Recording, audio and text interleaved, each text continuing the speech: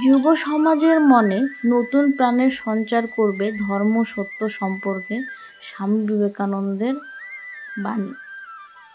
চরিত্র গঠন, ধর্ম হোক বা সত্য, যখনই যুব সমাজ হোঁচট খেয়েছে তখনই তাদের সাহায্যে এগিয়ে এসেছেন স্বামী বিবেকানন্দ। নিজের উপদেশ ও বাণীর মাধ্যমে শুধু যুব সমাজই নয়, বরং সমাজের প্রতিটি ব্যক্তিকে উদ্বুদ্ধ করেছেন তিনি। তার বাণীগুলি আজকের যুগেও আমাদের মন শান্ত ও এগিয়ে যেতে সাহায্য করে। ধর্ম ও সত্য সম্পর্কে কে বলেছিলেন বিবেকানন্দ? যুব সমাজের শিক্ষা, দর্শন, ধর্ম, চরিত্র গঠন ও নানা বিষয়ে উপদেশ দিয়ে গিয়েছেন। স্বামী বিবেকানন্দ ব্যক্তির চরিত্রের গঠনের ওপর জোর দিয়েছিলেন। তার চিন্তা ভাবনা ও বাণী আজও আমাদের সমৃদ্ধ করে। রামকৃষ্ণ পরমহংসের প্রধান ও প্রিয় শিষ্য স্বামী বিবেকানন্দ বিভিন্ন ধর্মের মধ্যে সুসম্পর্ক স্থাপনে উদ্যোগী ছিলেন। হিন্দু ধর্মকে বিশ্বের অন্যতম প্রধান ধর্ম হিসেবে প্রচার করেছিলেন তিনি।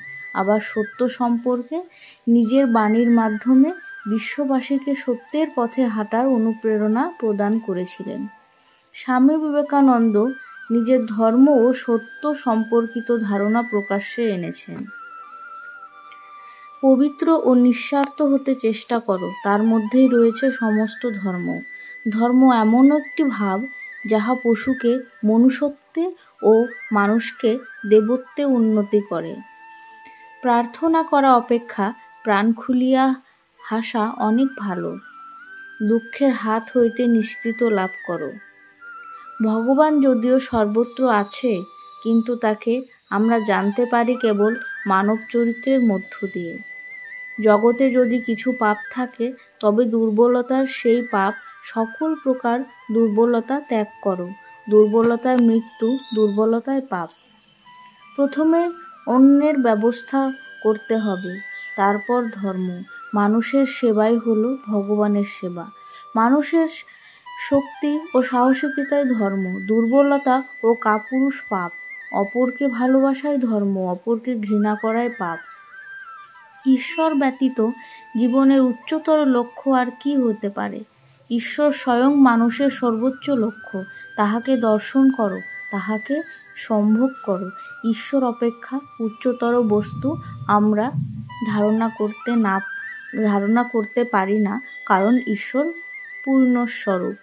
সত্যের জন্য সব কিছুকে ত্যাগ করে চলো, কিন্তু কোনো কিছুর জন্য সত্যকে ত্যাগ করা চলে না। সত্যকে হাজার আলাদা আলাদা উপায়ে বলা যেতে পারে, তারপরও সব কিছুই সত্য থাকে। শক্তির জীবন, দুর্বলতায় মৃত্যু। বিস্তারিতই জীবন, সংকোচনই মৃত্যু। প্রেমী জীবন, ঘৃণায় মৃত্যু। তুমি বিশ্বজগৎ হইতে বিচ্ছিন্ন। নিজেকে যখন জীব বলিয়া ভাবো, তখন তুমি সেই শাশ্বত মহান জাতির একটি কণিকা মাত্র। আর যখন নিজেকে আত্মা বলিয়া ভাবো, তখন তুমি সব কিছু।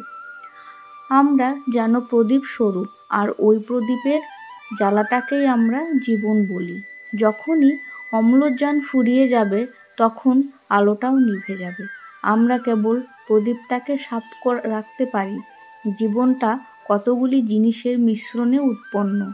সুতরাং জীবন অবশ্যই তার উপাদান কারণগুলিতে লীন হবে।